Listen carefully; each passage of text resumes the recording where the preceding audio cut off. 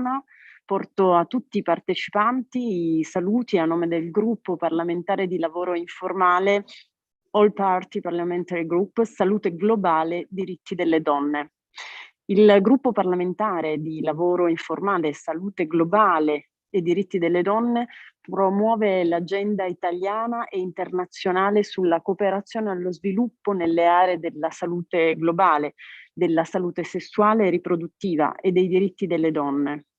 Il gruppo, aperto a tutte le forze politiche, svolge un'attività costante di monitoraggio dell'attuazione degli impegni assunti dal governo italiano, nonché azioni che siano di stimolo per lo stanziamento di risorse al fine di incrementare la quantità, ma anche la qualità, degli aiuti allo sviluppo per la salute e i diritti delle donne, ancora oggi non sempre garantiti. Il gruppo fa parte della rete europea EPF, European Parliamentary Forum, che riunisce parlamentari provenienti da tutta Europa impegnati a tutelare la salute globale e in particolare la salute sessuale e riproduttiva sia nei rispettivi paesi che all'estero e a tutelare i diritti delle donne con riferimento al programma d'azione della conferenza su popolazione e sviluppo del Cairo del 1994, alla piattaforma di azione della conferenza sulle donne di Pechino del 1995 e agli obiettivi di sviluppo sostenibile. La pandemia da Covid-19 ha messo la salute globale in cima alle priorità dei processi internazionali, inclusa la presidenza italiana del G20. In questo contesto di emergenza sanitaria mondiale, il 21 maggio il governo italiano ha ospitato a Roma il Global Health Summit per focalizzare sulla risposta mondiale al Covid-19 a partire dall'accesso ai vaccini. La presidenza italiana, guidata da Mario Draghi, ha incentrato la discussione su 3 pilastri: persone, people, pianeta, planet, e prosperità, prosperity. L'Italia vuole guardare oltre la crisi immediata verso una ripresa che risponda ai bisogni delle persone. Per fare questo occorre concentrarsi sulla riduzione delle disuguaglianze, sull'emancipazione delle donne, dei giovani e sulla protezione dei più vulnerabili. E per affrontare questi temi che nasce l'evento di oggi, perché la pandemia ha avuto un duro impatto di genere che ha messo a nudo le vulnerabilità e le preesistenze di discriminazioni di genere con gravi conseguenze per la salute e per i diritti delle donne. Il Covid-19 ci obbliga a sviluppare un approccio di sistema che tenga in considerazione l'interdipendenza fra i settori e paesi, come dichiarano nell'Agenda 2030, e per sviluppare e proteggere l'uguaglianza di genere. Per raggiungere questo obiettivo, il gruppo parlamentare informale italiano, in collaborazione con EPF e GPA, sotto gli auspici della presidenza italiana del G20 e in partnership con le agenzie delle Nazioni Unite, ha organizzato questa High Level Parliamentary Consultation. Ora interverranno Mrs. Diana Keita, Deputy Executive Director del Program, l'onorevole Elia Quartapelle, MP Italian EPPG Holding the G20 Presidency, 5 minuti, come gli altri, e Hon Baroness Elizabeth Grace Sag, chiedo scusa per la pronuncia, e ricordo ovviamente a tutti di limitare l'intervento appunto in 5 minuti. Vi ringrazio, prego Miss Keita.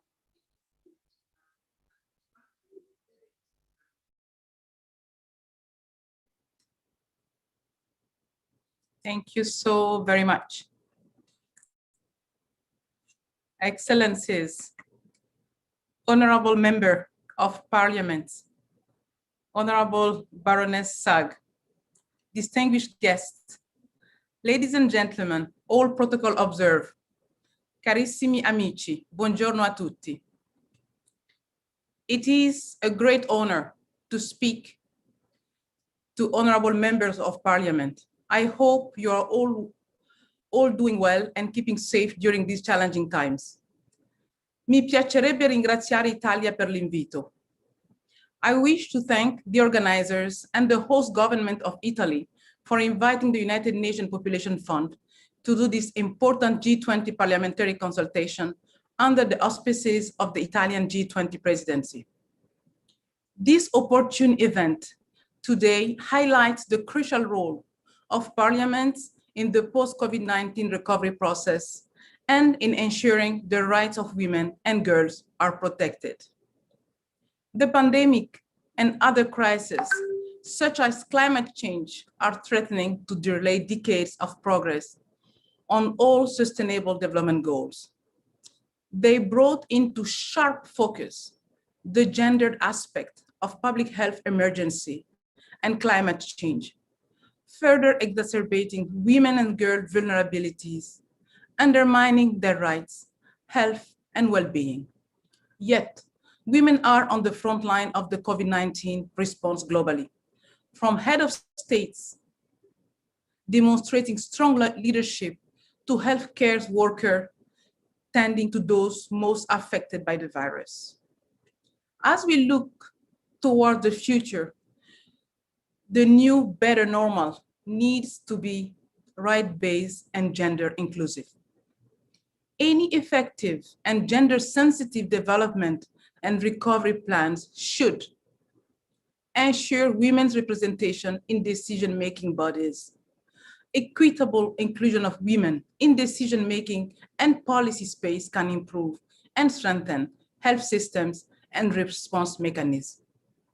Should include as well invest in development policies that promote gender equality, empowerment of women and girls. Policies should identify stigma and gender discrimination and remove barriers to quality services. We must reform discriminatory laws and social norms which contribute to gender inequalities. We need to prioritize sexual and reproductive health and rights. Multilateralism supports gender equality and sexual and reproductive health and rights. It is critical that all member states, including, of course, G20 member states, help close the funding gap for our flagship supply partnership program that foster enabling policies and sustainable financing for family planning. Without continued support, progress will be rolled back for decades with a negative impact on women and girls. We need as well to address the gender-based violence. The pandemic and associated lockdowns place women and girls at higher risk of gender-based violence. Formal and informal social protection mechanisms must be prioritized to ensure women and girls can access protection services. We need definitely to empower adolescent girls. Closure of schools and restricted access to social services increase the education gap and increase the burden of care work. Recovery efforts must include measures to keep girls in school and reconnect them with social programs. We must advance women economic empowerment. Nearly 60% of women around the world work in the informal economy and are at greater risk of falling into poverty. Building women's and girls' economic resilience for future shocks is essential for their resilience of communities and economies. Of course, we need to invest in women's rights organizations, partnering with and investing with women-led organizations and ensuring that they are consulted in policy and implementation will not only have a positive impact on gender equality, but also respond to public health emergency, more inclusive and more sustainable. Let me end by calling on you today, honorables, to ensure that the issues of women and girls are high on the agenda of the upcoming G20 Head of State Summit, and that gender aspects are systematically mainstreamed in the priority of the G20 presidency for the people, the planet, and for an inclusive and sustainable recovery and prosperity. I am very hopeful, as I heard His Excellency, President Mario Draghi, President of the G20, saying yesterday about all women, and I quote, "They must accept rather than choose. They must obey rather than invent," end of quote. That reassures me because we know what to do and should act upon it. It is in our reach everywhere. Grazie mille per l'ascolto. I thank you.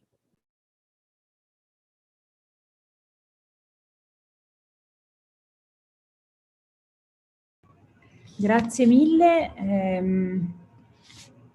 Prendo la parola rappresentando il Parlamento italiano e il lavoro che stiamo facendo all'interno del lavoro sulla presidenza del G20.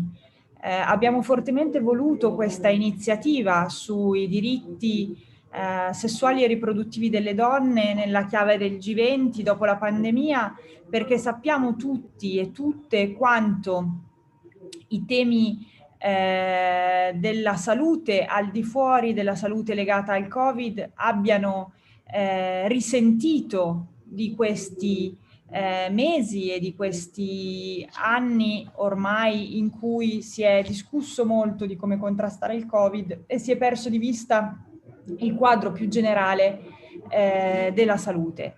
Sappiamo che il Covid ha avuto un impatto drammatico su donne, bambine e ragazze, un impatto differenziale. Per quanto riguarda il nostro paese, sappiamo che c'è stata una crisi economica e occupazionale che ha riguardato e che riguarda e che purtroppo riguarderà molto di più le donne rispetto agli uomini. Solo nel dicembre del 2020 in Italia sono stati persi 101.000 posti di lavoro, 99.000 dei quali sono posti di lavoro delle donne. In tutto il 2020 3/4 dei posti di lavoro persi dall'economia italiana sono posti di lavoro delle donne.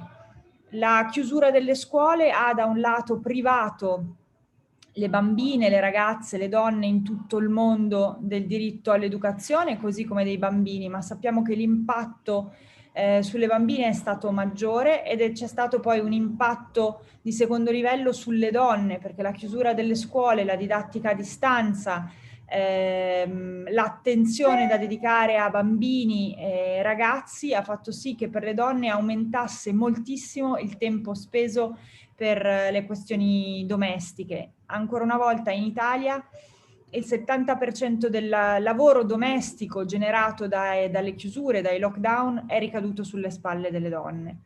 Per quanto riguarda poi più in generale il benessere delle donne, non si può non riflettere su tutto il tema della salute sessuale e riproduttiva e sul tema della salute mentale. Questi sono i temi che io ho portato alla consultazione dell'Health Working Group del G20 a nome dell'intergruppo di lavoro sulla salute riproduttiva e i diritti delle donne. Ho segnalato che da un lato la pianificazione familiare e la contraccezione sono tra i servizi sanitari più frequentemente interrotti a causa dell'attuale pandemia. Sono stati interrotti nel 68% dei paesi, con il 9% che ha riportato interruzioni gravi o complete. Il Covid ha avuto un impatto anche sul contrasto alla mutilazione genitale femminile e ai matrimoni infantili.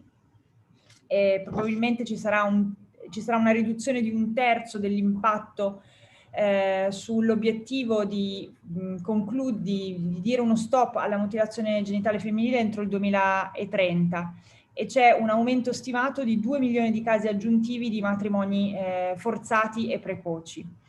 La chiusura delle scuole e il limitato accesso a internet e agli altri dispositivi ha privato circa 43 milioni di bambine e ragazze della possibilità di istruirsi e sappiamo quanto questo impatto negativo sull'educazione avrà degli effetti secondari su le scelte di fertilità, la consapevolezza e la libertà di bambine e ragazze mano a mano che cresceranno.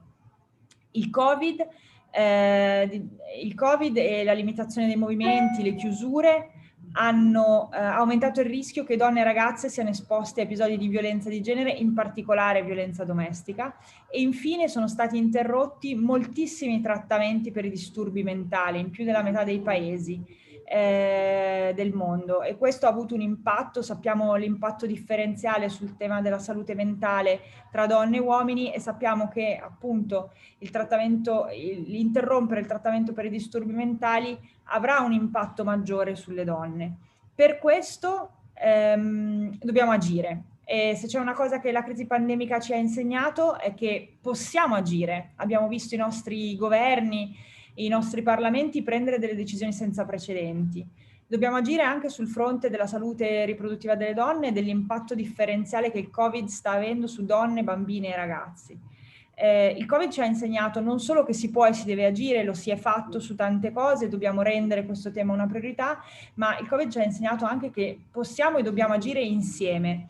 Come stati di tutti i paesi del mondo. Per questo abbiamo voluto questo confronto tra parlamenti diversi per capire insieme che cosa fare. Butto lì alcune proposte.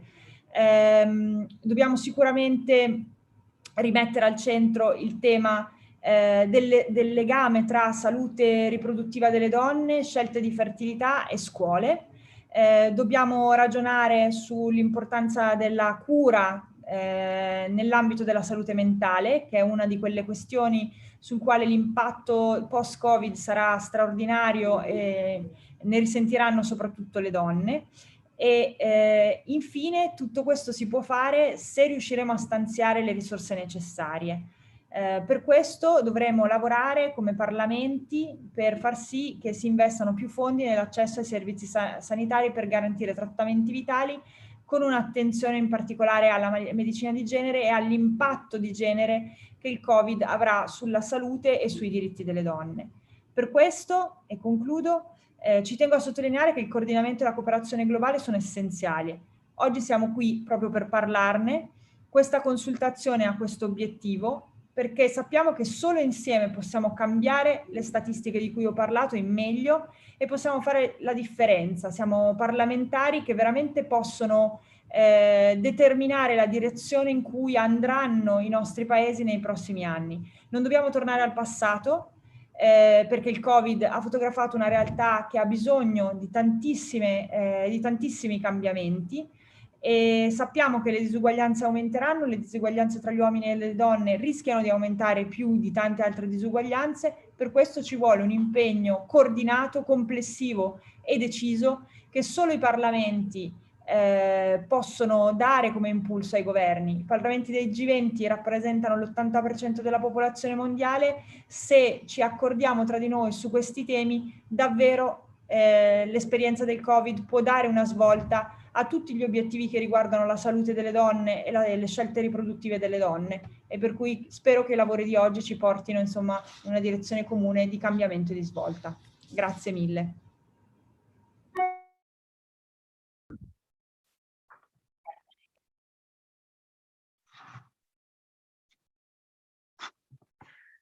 Hello, my name is Baroness Sugg, and I am a UK parliamentarian and chair of the UK All-Party Parliamentary Group on Population Development and Reproductive Health. I was previously a minister at the UK Department for International Development and the Foreign Office before I resigned over the decision by the UK government to reduce our aid spending. Many thanks for inviting me to join you today. It's great to be amongst friends and colleagues from all over the world. As we have heard, there is mounting evidence that COVID-19 risks a step back for gender equality globally unless governments take urgent action. And despite the centrality of women in the response, we know the pandemic has had a disproportionate impact on women and girls everywhere by exacerbating existing inequalities.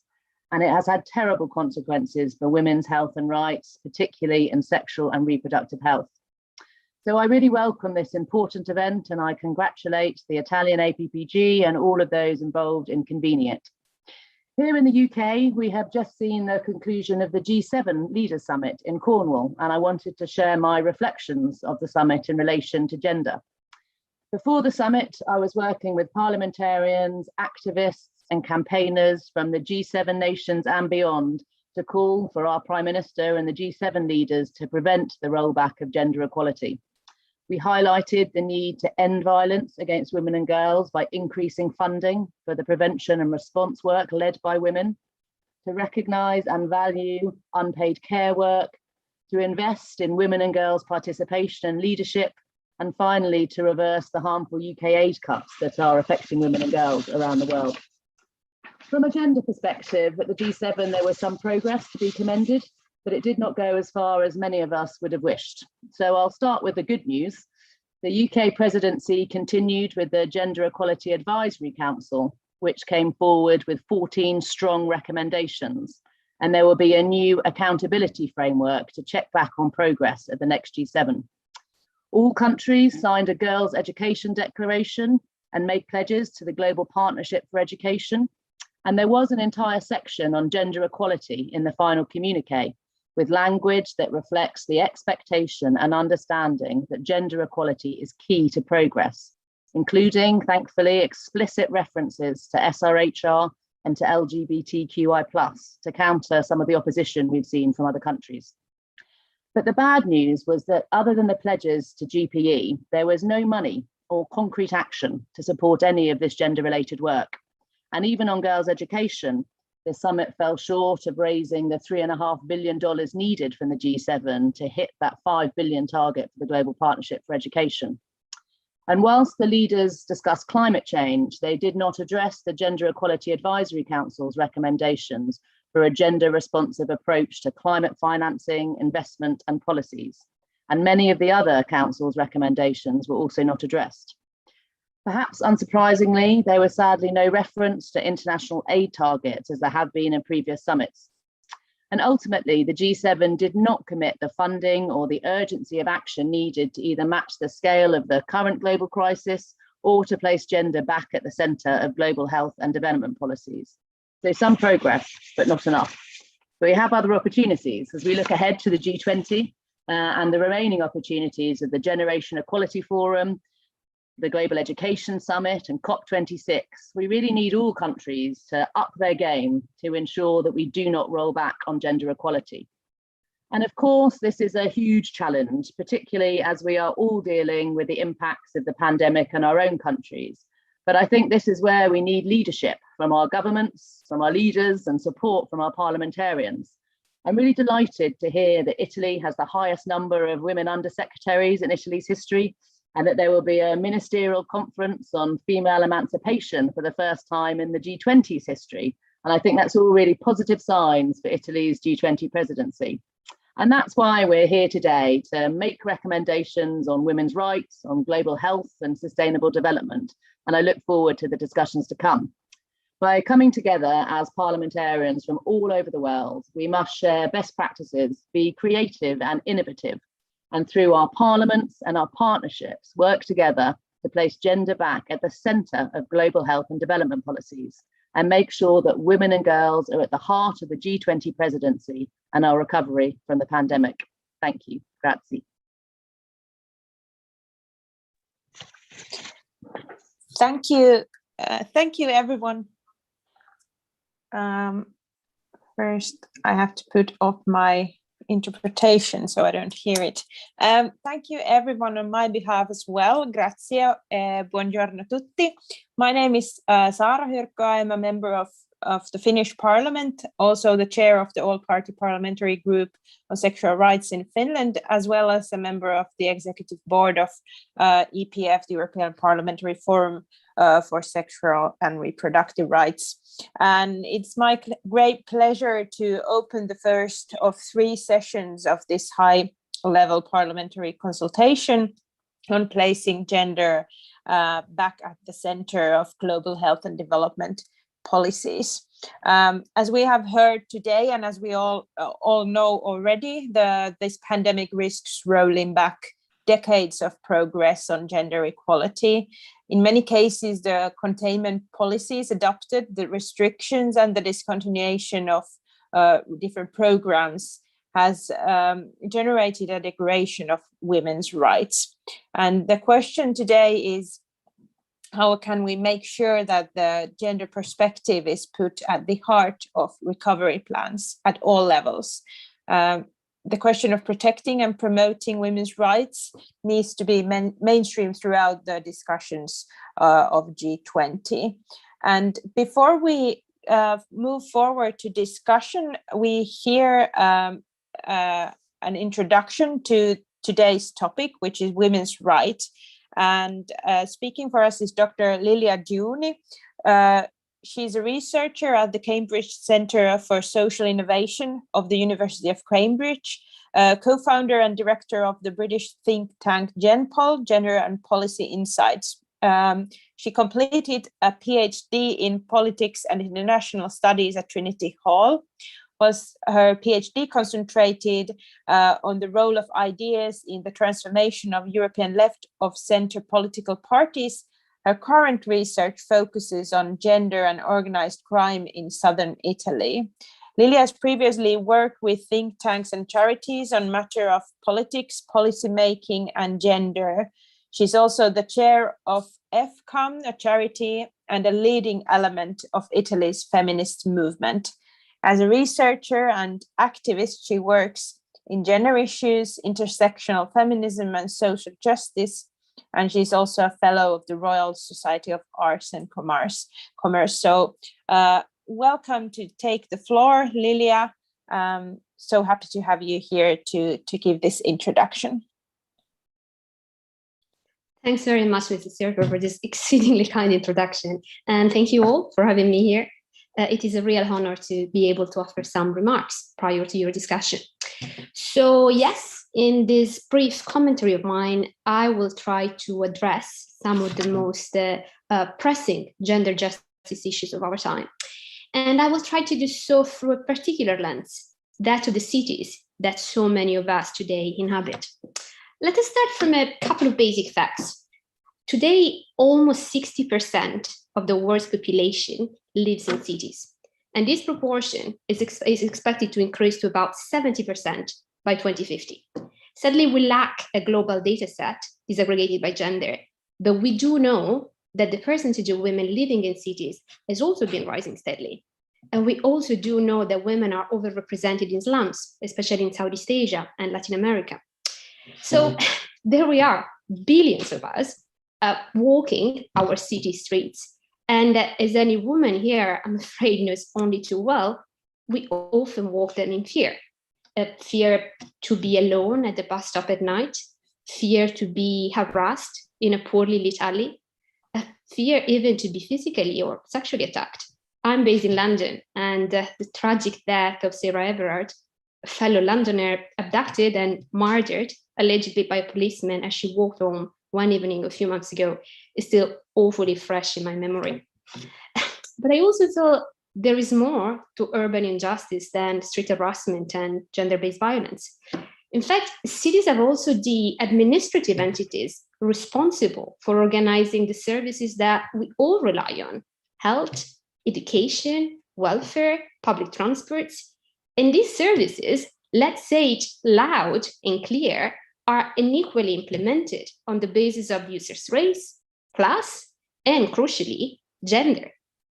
If I ask you to think of especially vulnerable urban residents, who comes to mind?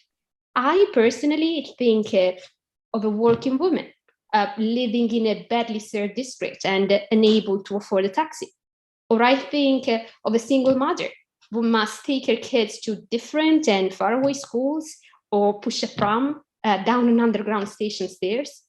Or I think of an elderly woman needing constant medical attention from an overcrowded and perhaps faraway hospital, and who knows, wearing a mask to protect herself from polluted urban air. Or perhaps I picture an LBT or a migrant girl living by herself in an isolated suburb, or a pregnant or a disabled woman having to travel across the city to see a doctor. But I truly think it's important that we shift our perspective here, as female vulnerability is really a false problem. It is not we that are especially vulnerable in urban context. It is actually our cities that have been historically designed and built for men, and for white, privileged men specifically. Still today, actually, key decisions regarding cities administration are made with the hypothetical gender-neutral resident in mind. But unfortunately, this supposed gender neutrality erases the fact that cities on a daily basis fail to meet women's specific needs and women's specific rights. And here, I use the word rights very, very consciously. In fact, the idea that people might have an actual right to the city is not new. It has been actively put forward over the last few years by social movements and NGOs globally. And it is connected to the notion of the city as a common, a collective resource that everyone is entitled to enjoy. But quite clearly, women's right to the city, women's right to the common, has long been denied. And the COVID-19 pandemic has only just aggravated the situation. Let us think of female essential workers, such as nurses, who had to put up with even more infrequent public fares and public transports after their extra shifts. Let us think of mothers with kids to homeschool and no access to public parks, who experienced obviously particularly hard lockdowns. But while cities do remain today more than ever biased and unjust spaces, I also believe they hold a tremendous potential for women's empowerment. At the end of the day, it is in cities that most great women's rights revolutions have started.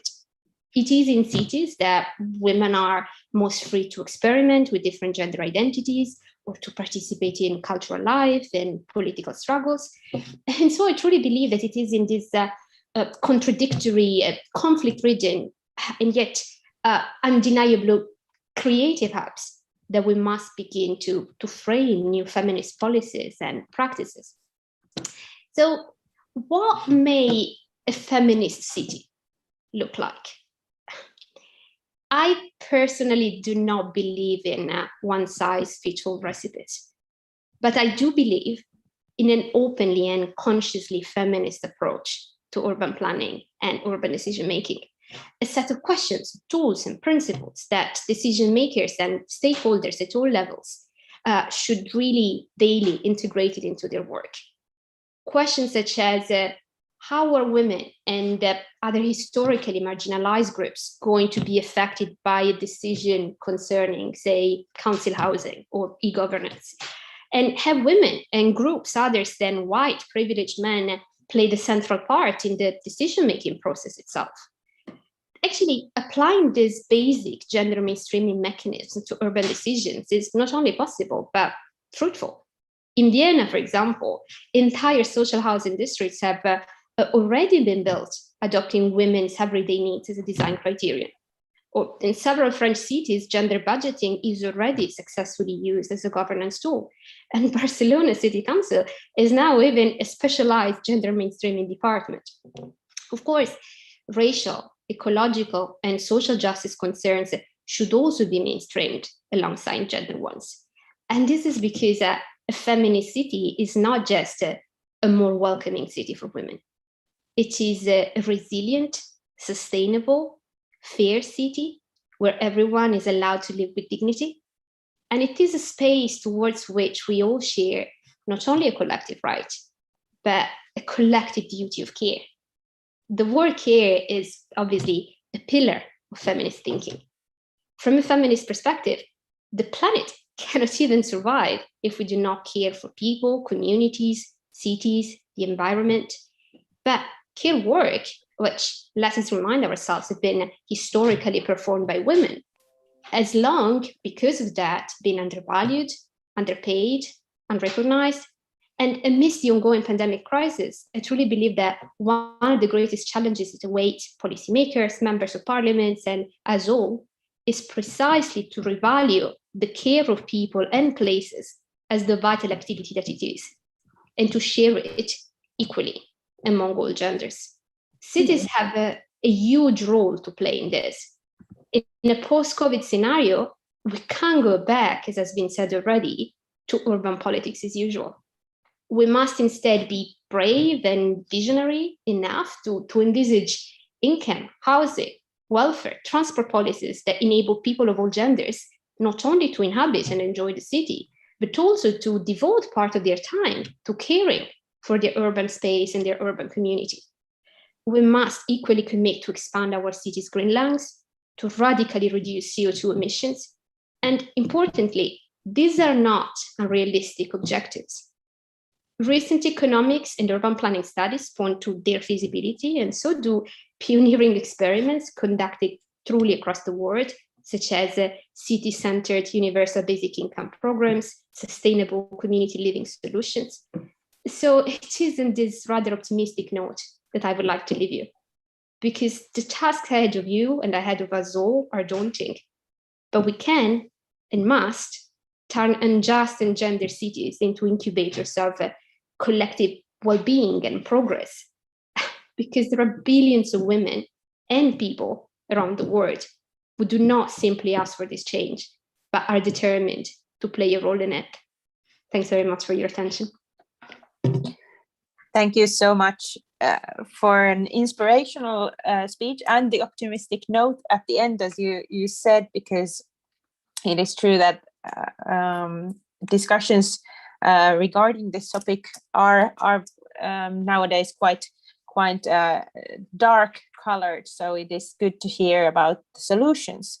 And as we know, among the priorities of Italian G20 presidency in the framework of development track, there are the role of intermediate cities as a key factor for sustainable development and for the localization of sustainable development goals, the empowerment of women and girls in rural and urban area, and gender mainstream. So I think we just heard a bunch of very realistic solutions to the questions ahead, and that was inspirational. Now I would like to welcome or open the floor for comments, questions, answers from the parliamentarians online. And I think the question ahead of us is what can we as parliamentarians do to sort of put these ideas forward, to undo the damage that was done regarding women's rights? How can we work on local, national, and international levels to make sure that women's rights are included in the recovery plans that are being made? I'm asking you to share your best practices to the audience and to all of us here. Also in relation to empowerment of women and girls at the local level.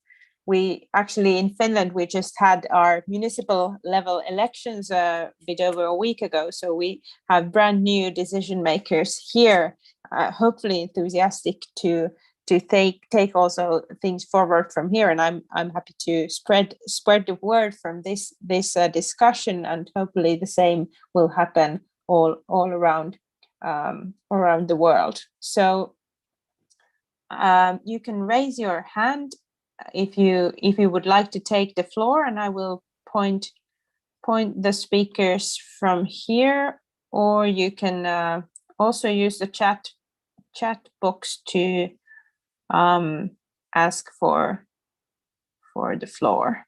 Now I don't see any hands up. Is it me or are you still just thinking? Lina Lopez, please take the floor. Hello, my name is Lina Lopez. You can see me? You can see me? We cannot see you, but we can hear you. Why not? I don't know why. Because I see you. Yes, but we can hear you just fine. So but it's not good if I can see you. I don't know why, because I can see you, but you can see me. No, we cannot see you, but you can take the floor because we can hear you very well. And now you can see me? No? No, we cannot see you, but please, you can... now, I think now. Yes. Now we can see you. I can see, okay. Please, the problem. take the floor. I think this is a problem with my... wait a moment, please, because now is here. Well, my name is Lina Lopes. I'm the member of the Portuguese Parliament, and I'm the Vice President APPG. And I'm too the chairman of the subcommittee on equality and non-discrimination. It's for me an honor, and it will certainly be a very enriching experience to be able to participate in the work this meeting. The broad participation of women at the high political decision-making level, it's not simply a requirement of equal opportunities. It is a condition of a freedom in a democratic society. And like most of the achievements of free societies, this is not something that can be naturally achieved as time goes by. It is a purpose that requires political will at the mobilization of society to take on and materialize this will. In Portugal, the Parliament Portugal rose 13 positions in the World Economic Forum ranking compared to the previous year, highlighting the impact of the measures adopted. At the parliamentary hearing of the ministers of the government in office, my fellow members of the parliament and I have continuously urged the government to strengthen measures promoting the active participation of women in the state's top decision-making positions.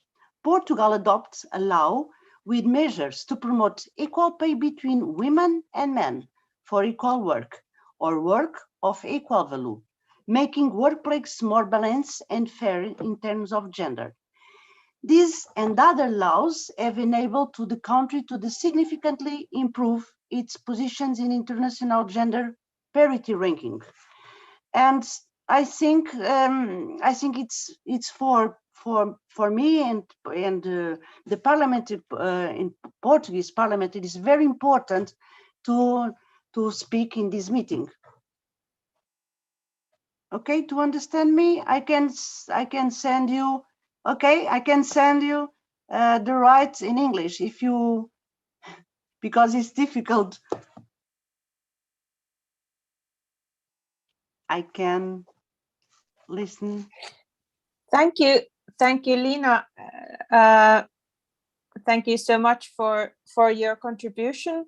I'm sure all the material that is you will be able to provide will be happily welcomed. Next to take the floor, Leonor Porchet. Please take the floor. Hi, everybody, Your Excellencies, honorable parliamentarians, distinguished guests, the colleague of the Italian Parliament, the colleague from the European Parliamentary Forum for Sexual and Reproductive Rights. I'm speaking as a member of the Swiss Parliament and as co-president of the Swiss Parliamentary Group for Sexual Health and Rights. And first of all, thank you for organizing this important event and for giving me the opportunity to say a few words. And I'm going to do it in French. Je vous remercie donc pour cette organisation. Du point de vue de la Suisse, nous avons aussi constaté que la pandémie a accru les inégalités existantes et puis elle a amplifié les vulnérabilités. Ça nous a été rappelé en début de présentation. Nous l'avons en effet aussi constaté en Suisse, qui est pourtant généralement considéré comme un pays riche. Et je vais vous donner un exemple qui touche directement les femmes, c'est l'accès à la contraception. Je suis également présidente de Sexual Health Switzerland, qui est l'organisation fêtière des centres de conseil en santé sexuelle en Suisse. Et nous avons pu constater qu'il y avait une augmentation des femmes qui ne pouvaient plus payer une contraception pour des raisons financières pendant la pandémie. Et la majorité des femmes concernées, c'était des femmes qui avaient déjà des enfants. Donc, grâce à un fonds de solidarité spécial qui a été mis en place par Sexual Health Switzerland, on a pu apporter un soutien financier à certaines de ces femmes dans le besoin. Cependant, évidemment, et j'en suis convaincue, il existe encore un grand nombre de cas non signalés qui n'ont pas reçu de soutien et dont les droits sexuels et reproductifs, qui sont des droits humains, sont négligés. Et dans ce cadre-là, je voulais apporter à ce panel de grande qualité cet appel parce que pour moi, c'est vraiment essentiel que tout le monde ait accès à la contraception sans discrimination en Suisse et partout dans le monde. Et pour ça, c'est essentiel pour la réalisation des droits sexuels, mais aussi pour l'autodétermination des femmes et pour leur indépendance économique. Et donc, ce qu'on doit vraiment faire, c'est adapter les politiques Par exemple, en introduisant des systèmes de remboursement, on se bat vraiment en Suisse pour que la contraception soit remboursée, ce qui n'est pas encore le cas, mais aussi en introduisant la gratuité de la contraception pour les groupes vulnérables, et puis en investissant dans la santé sexuelle et reproductive et les droits qui y sont liés, dans le cadre notamment de la coopération internationale. Et dans ce cadre-là, nous mettons vraiment la pression pour que la Suisse fasse sa part. Pour nous, c'est fondamental afin de garantir que personne ne soit laissé pour compte, no one left behind, en période de pandémie, mais aussi dans le temps plus lointain, dans le futur. Et je trouve important que cette question-là de la contraception soit aussi traitée aujourd'hui. Je vous remercie beaucoup pour votre attention. Thank you. Grazie. Thank you so much. Next, take the floor, Dovil Sakaliene, if you can. We have heard there is a vote going on at your plenary, but if you can hear us now, then please take the floor. So, dear colleagues, can you hear me? Yes, we can hear you. Okay, that's great. So then I'll try to speak right from the plenary. And actually, it's really a very great news today that we are having this conversation, this discussion, because sometimes it seems that pandemic has even deepened the schism between human rights protection and economic and social issues. Somehow it is sometimes seen that reproductive rights, that rights of women are a privilege or a non-necessary decisions that are somehow stealing attention from important matters. And to me, that is a sign that pandemic has hit us where it was already painful before. For example, in Lithuania, we have both very good practices, really lessons learned, where we managed to change the situation for the better. And unfortunately, we have situations where everything has become even worse than it was before pandemic. So I will share a couple of examples.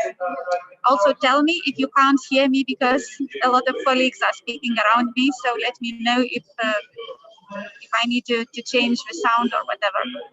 So, for example, during the first quarantine, we had a sudden, very high, sharp rise of murders in domestic environment, of murders in close relations, as we call them, but we know that means domestic violence, that means women murdered in their homes.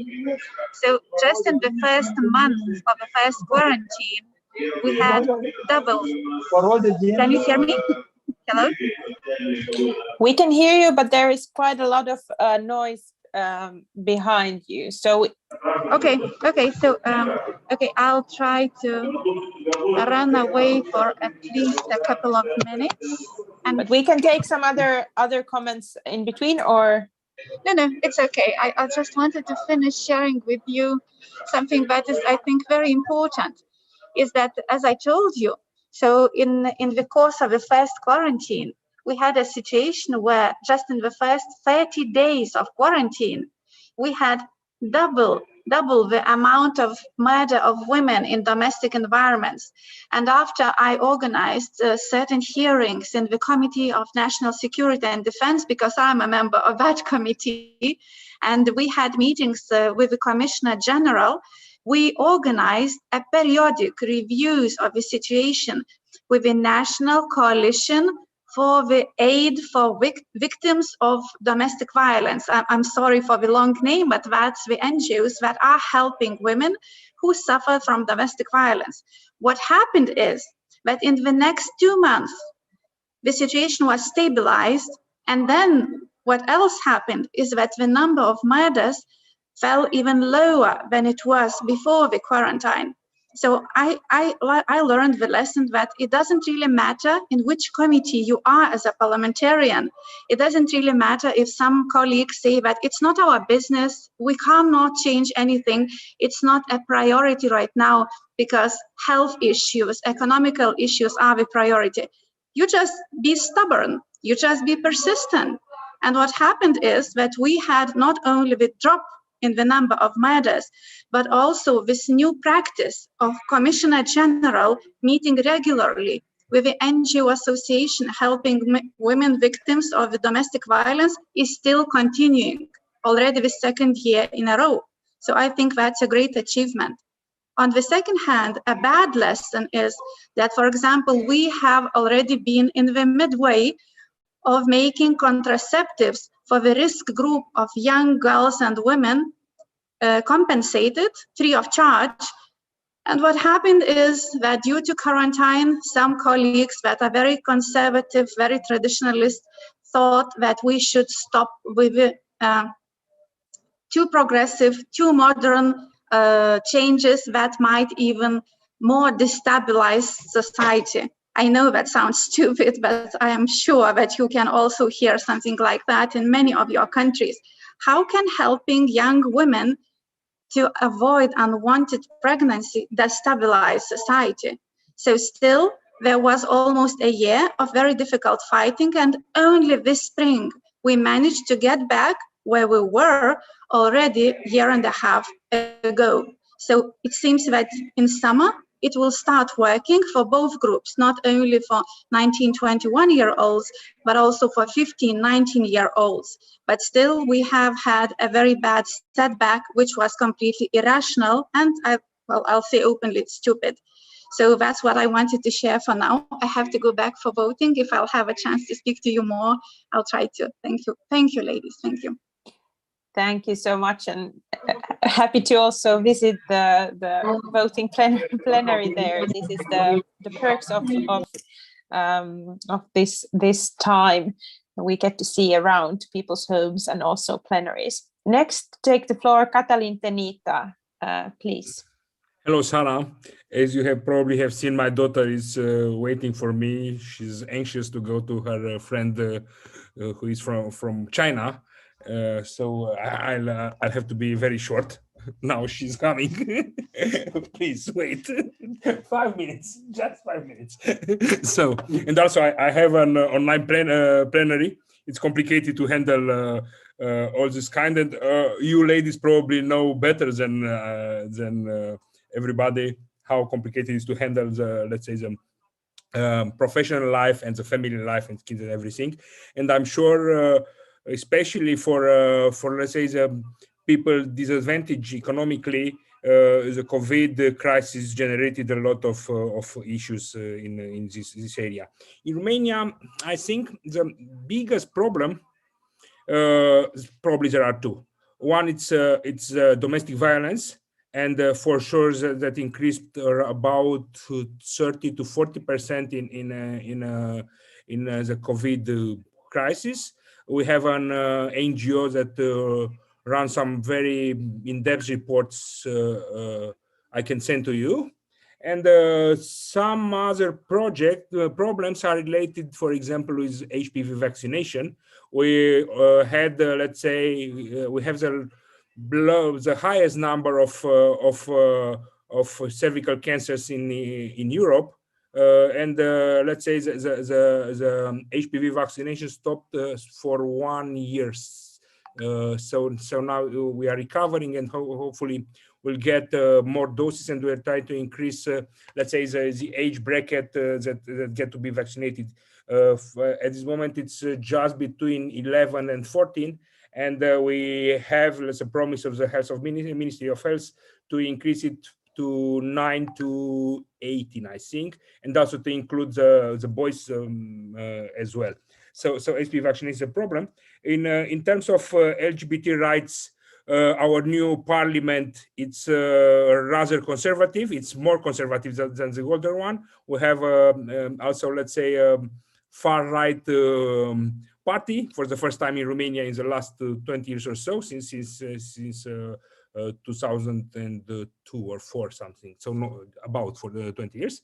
And some other projects are related, for example, problems with the access to safe abortion procedures. Probably you read some articles about Romania. We have something like 30% of the country without hospitals that can offer this kind of procedures, because let's say the doctors in this area, there are rather rural area, say it's the right of conscience to deny this kind of procedures. And of course that impacts let's say the women with low incomes and low education, so it's complicated especially for them. Of course, other problems in Romania are, I'm not sure if it was impacted by the COVID crisis, but for sure we have it. It's the human trafficking. Half of the human traffic in the European community, it's from the Romanian origin. In the new parliament, we managed to change the laws, but I'm not sure that the laws are the problems. I mean, we increase the punishments, we increase the status of limitation, but unfortunately, the problem is more operational. And I'm not sure that the legislative changes by themselves will be able to curb down the problem. What are the problems related to COVID crisis? It's we have let's say problem related to the intimate hygiene products for the low-income women. Hopefully we will be able to do that. We have an initiative legislative to offer this kind of products for free for some part of the population, and also to decrease the VAT tax. And then in other let's say in some optimistic end, we managed to pass last week the breastfeeding in public venues law. Basically, till now, one restaurant or some other kind of public venue was able to throw you out if you want to breastfeed your baby. So it was rather strange and barbaric to if you think about that.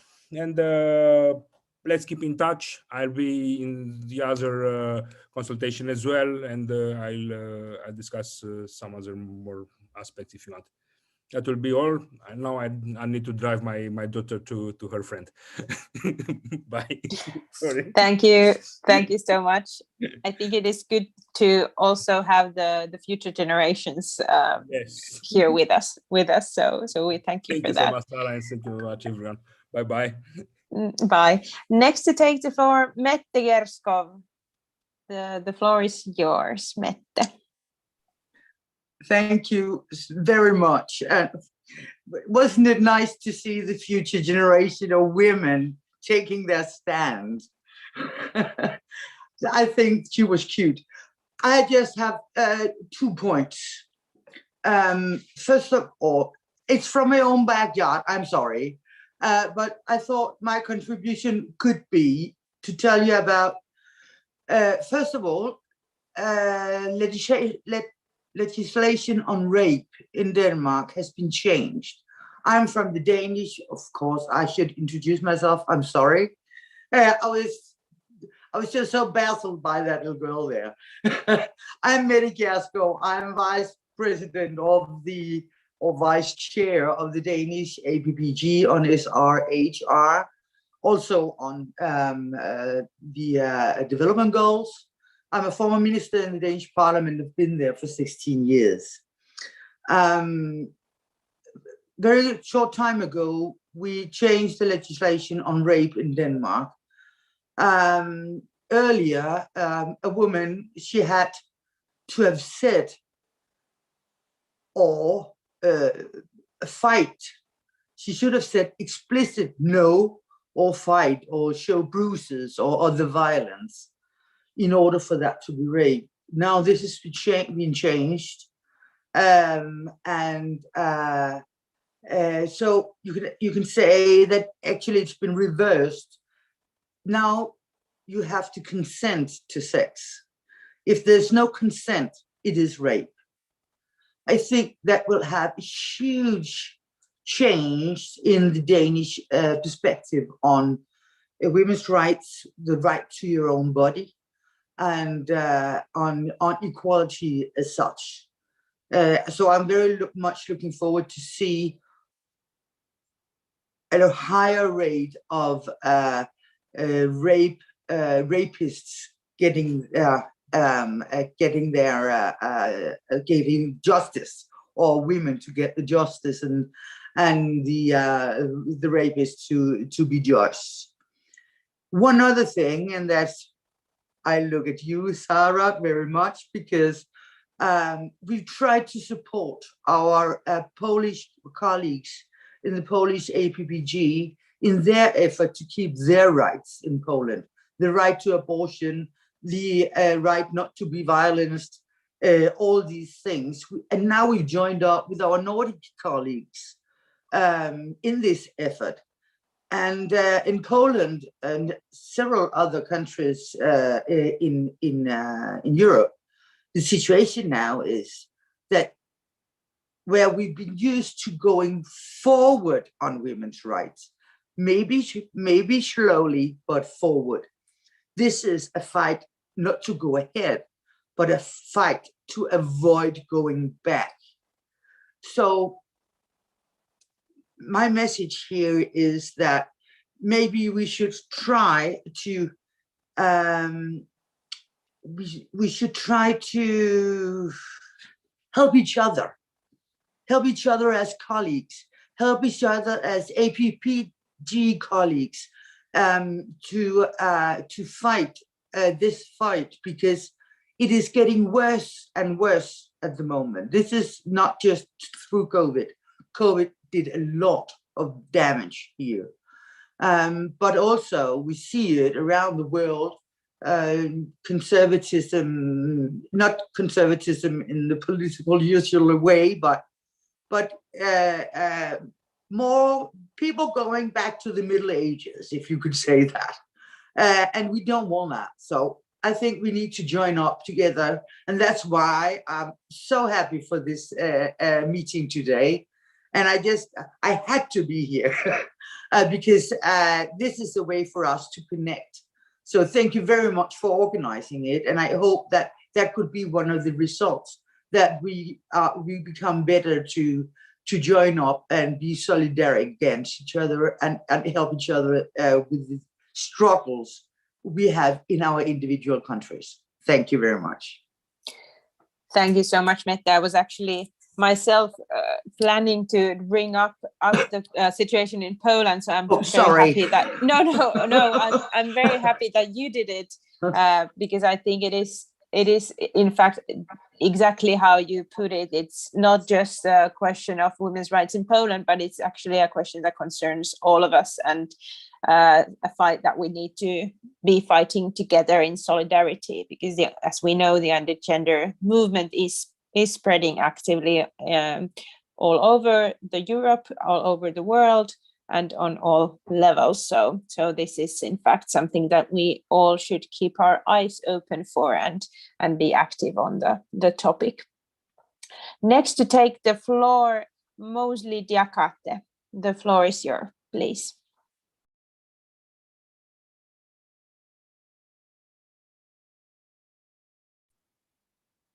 Now we cannot hear you. Hello? Now we can hear you. Yeah, du Sénégal. Bonjour, madame. Je me nomme Madame Mousli Diakhaté, députée Sénégal, coordinatrice du réseau Population Développement de l'Assemblée nationale, que j'ai l'honneur de coordonner depuis 2012. Nous sommes ravis de nous avoir invités dans cette haute panel de parlementaires. Est-ce que vous m'entendez? Est-ce que vous m'entendez? Oui, nous Très entendons. bien. Qu'est-ce que vous dites? Oui. Voilà, merci beaucoup.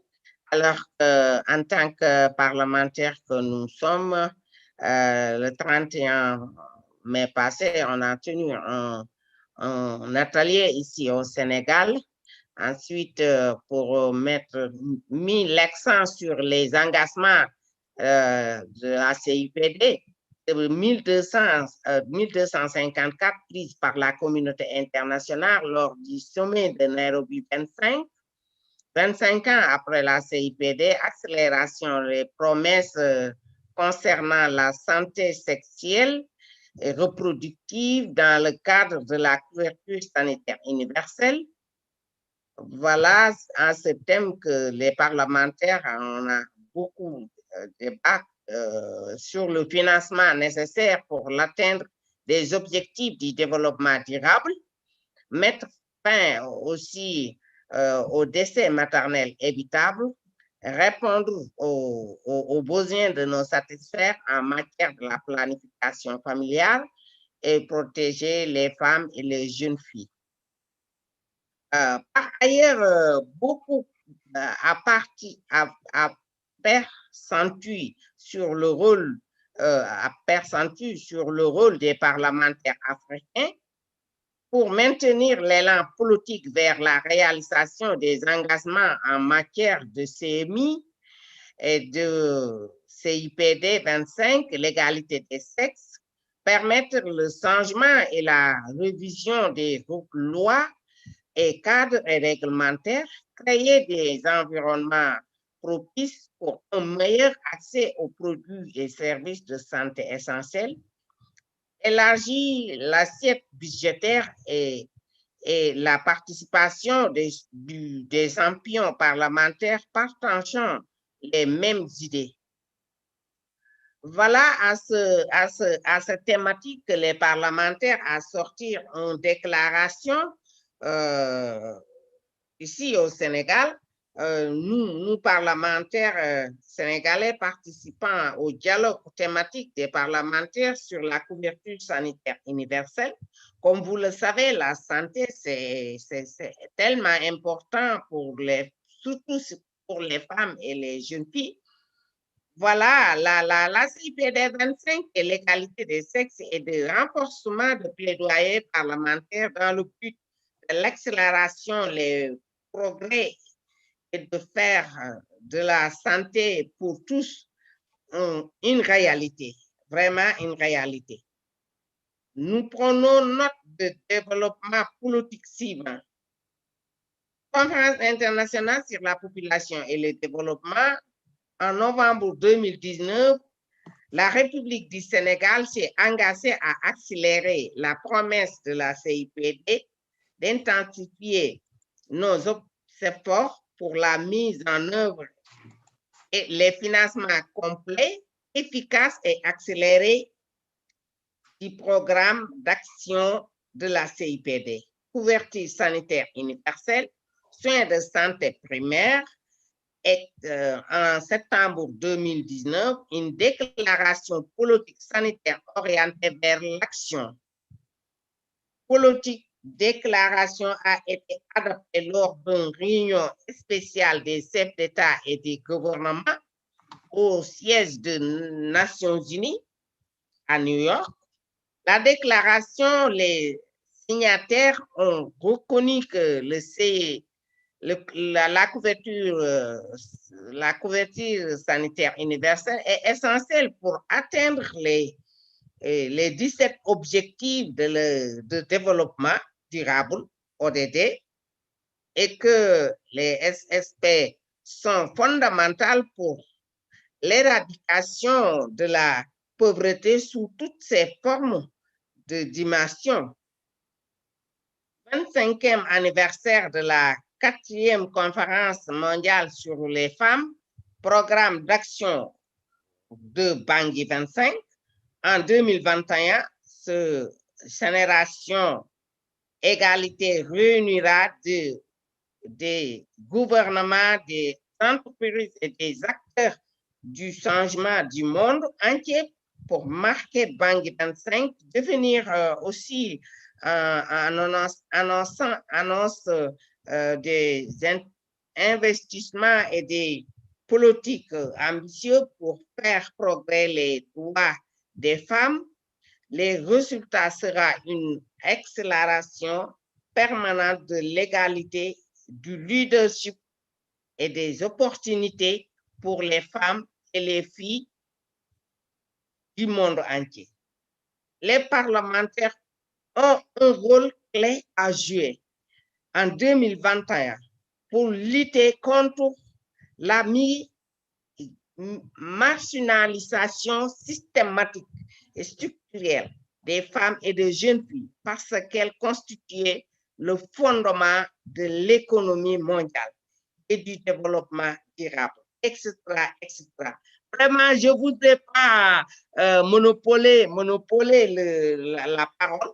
Nous sommes conscients que l'ampleur et la gravité de la pandémie de COVID-19 ont ravagé des vies et des moyens de subsistance, limitent l'accès des populations aux soins de santé de base, reconditionnent la vulnérabilité, aggravent la marginalisation et exacerbent la violence domestique sexuelle et existait en particulier contre les femmes et les filles. Vraiment, je voudrais pas, je voulais continuer, mais je voudrais pas aussi monopoler la parole. En tout cas, je suis ravie de participer dans cet important atelier et en même temps, je vous félicite du fond du cœur. Merci.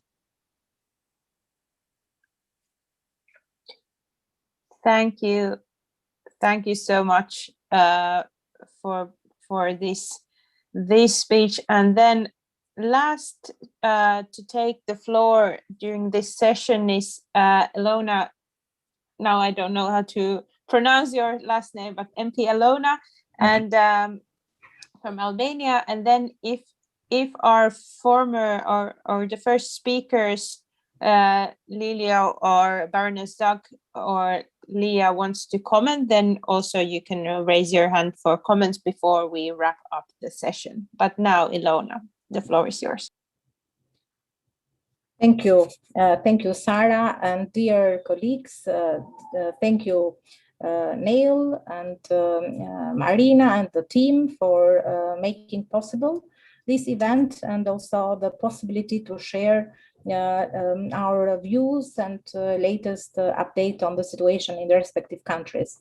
I'm a member of parliament from Albanian parliament and of course dedicated for many years on the sexual reproductive health issues as well, which I wanted also to share my opinion where we are so far. If I started from my country and with the situation with COVID-19, we have vaccinated almost 1 million inhabitants out of less than 3 million inhabitants, and now we have very, very few cases, and I think we are also doing very well to cope with this pandemic. But I find it also very interesting what also the Deputy Executive Director of UNFPA said, but also the discussion that was done with regards to the outcome of G7. And I would kindly also ask the APF maybe to give some kind of summary of some input that might be necessary for us to discuss in our respective parliaments and in our respective commissions. What also I find it interesting, not interesting, but also kind of concerns is the situation with pandemic and what was also affirmed in the latest UN Commission on Population Developments about the continuing severe toll of COVID-19 pandemic on gender equality and sexual reproductive health around the world. And as it was also mentioned there, the COVID-19 has unequal, compounding and devastating impact on already most marginalized groups. What might be also interested is also to have a bit more surveys and studies for some kind of questioning that we all know that are, let's say, not in our favor. So, for example, has COVID-19 pandemic cut access to sexual reproductive health issues? Have COVID-19 affect global access to contraceptives? How the gender-sensitive approach was also affronted by different countries and different governments. And we know that also we have some hidden issues that also we need to talk about: migration and trafficking in human beings. We know that there are a lot of vulnerable people that have been also stuck in different camps, and there are also lack of access for sexual reproductive health rights. And we know that the most, let's say, people that are affected are those that are vulnerable. And of course, women and young girls are in this category as well. So I think that maybe a next, for example, webinar might be also probably focused on a specific issues with regards to the, let's say, the impact of COVID-19 to sexual and reproductive health rights, and also maybe to learn from each other, maybe to learn also from the good experiences that different government or different parliaments has done in this respect. And of course, we have to work a bit more as parliamentarians and politicians dedicated on these issues, to also talk more in our parliament, to talk in public, not necessarily only the parliament, but also in the public, and generate more information and also awareness, because even in different media nowadays is only talking about the statistics for COVID-19 and some impact on economic issues, but not too much on the health issues, and specifically in the reproductive and sexual rights. Thank you very much, and I look forward for the next webinar and next discussion together. Thank you. Thank you so much. And now if someone from our earlier speakers wants to speak, then you can raise your hand. I'm just going to say first a few points from Finland's point of view and comment on Elona's speech just now, because that point of sort of knowledge and data that is needed in order to adopt knowledge-based good policies is a very, very good point. And I don't want to make any promises that I can't keep, but I know that in EPF and GPA we are working to provide this data to help policymakers to sort of have a good basis for arguments when we are fighting for these issues. From Finland's point of view, I want to bring up a few examples that hopefully could be of use in other places as well. One thing that we are seeing a very good development on is free contraception for young people under 25 years old. There are a growing number of cities and municipalities that are adopting this policy, and there's an ongoing research that has already shown that it's not only promoted the health and well-being of young people, but actually also saved money for the healthcare system by reducing the amount of abortions. So we are seeing a good development here, and actually also promoting a national pilot on this, hoping to get it a nationwide policy. But if you are interested in this research and this data, then I'm sure we are happy to provide it from Finland for everyone to use. Also, this rise of domestic violence that has been brought up in some comments here as well. It's a question in Finland as well, and definitely something that we need to address everywhere, as we have seen the COVID has made the situation worse.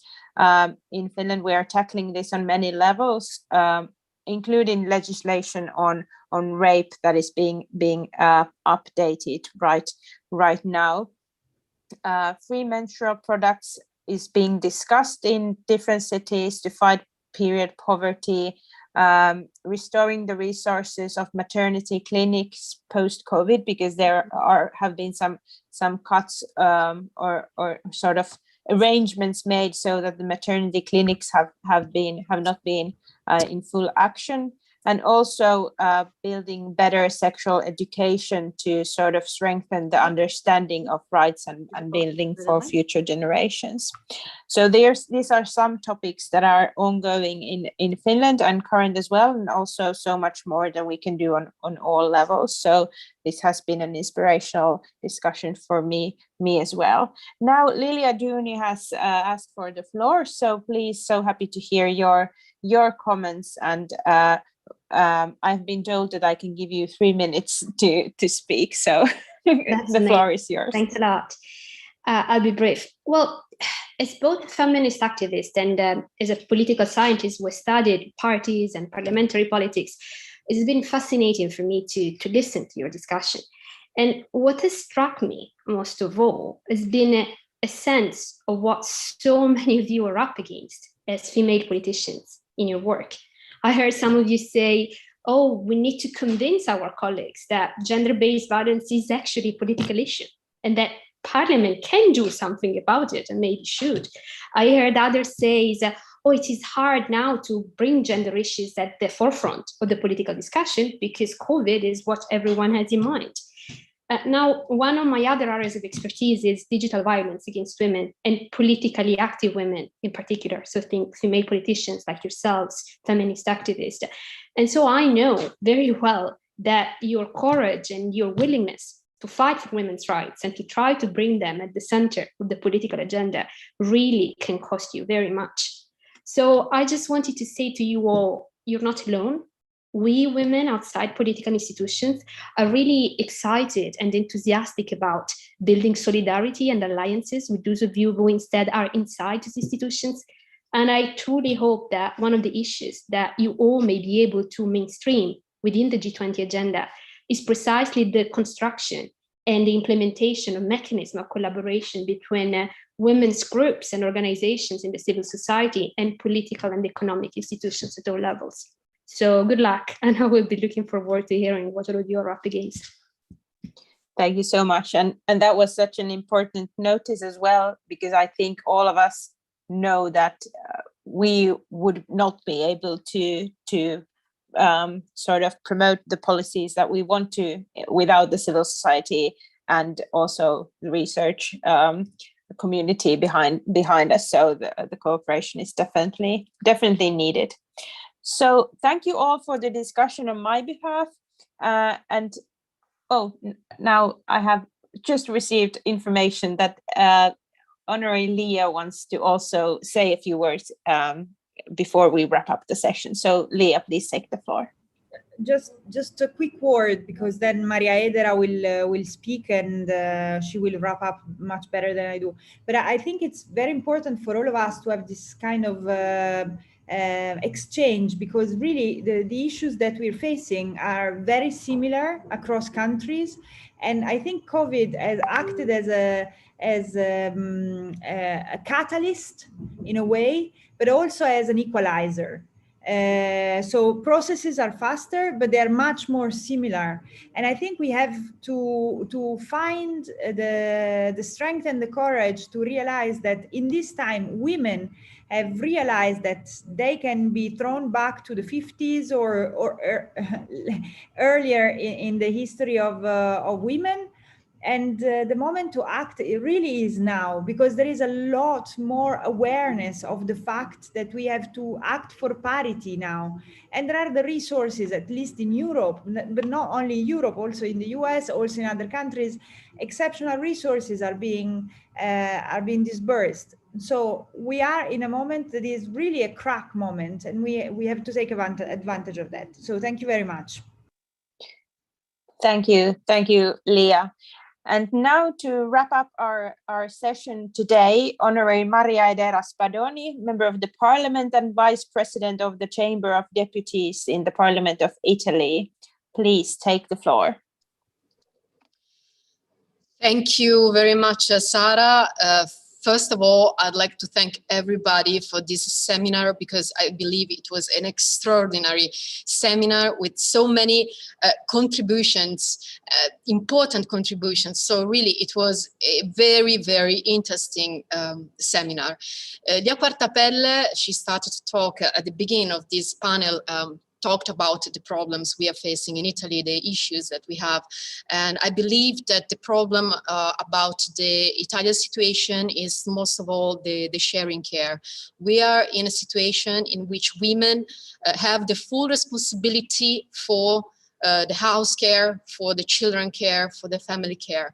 So this issue has been raised up in the national plan, National Recovery Plan.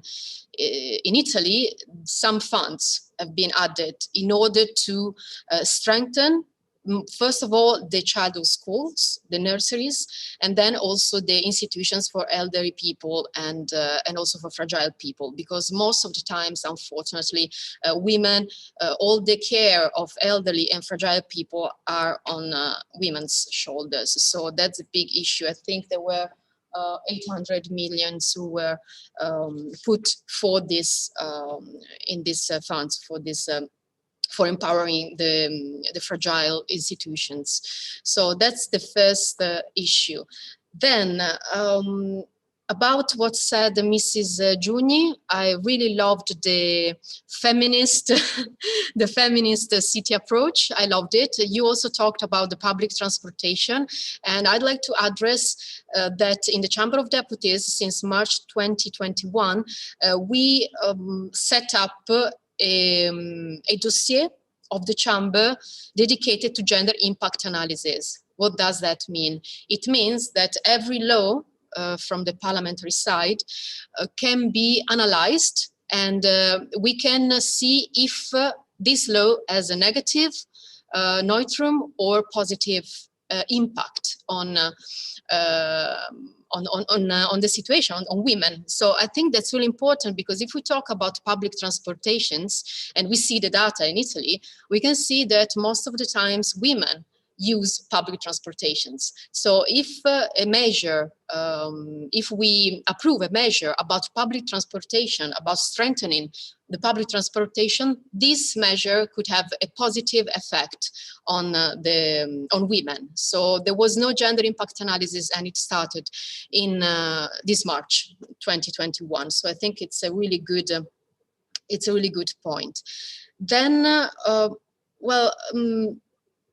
I loved the fact that many panelists talked about their countries, and also the situations. I loved the fact that they talked about how can we improve the situation of women, and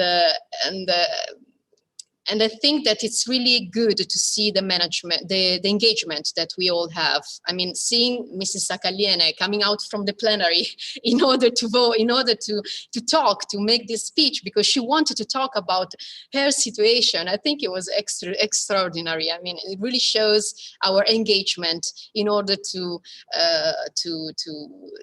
give a better situation for women. So, in conclusion, I believe unfortunately, we faced in this year a really difficult situation, critical situation, but I believe we need to transform problems in challenges.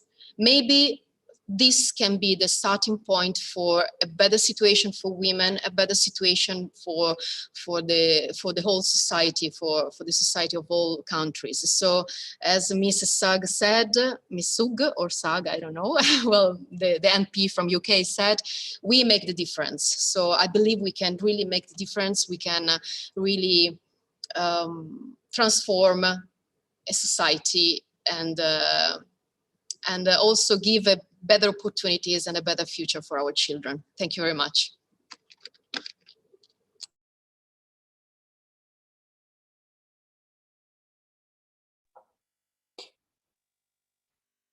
Thank you so much, everyone. And I believe we have reached the end of our session. So on my behalf, on behalf of, I believe, everyone who has spoken here, thank you so much, and we will continue the cooperation. Bye-bye, everyone. Bye, and thank you very much. Thank you, bye.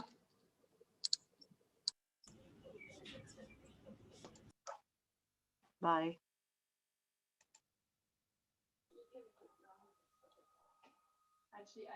Bye-bye.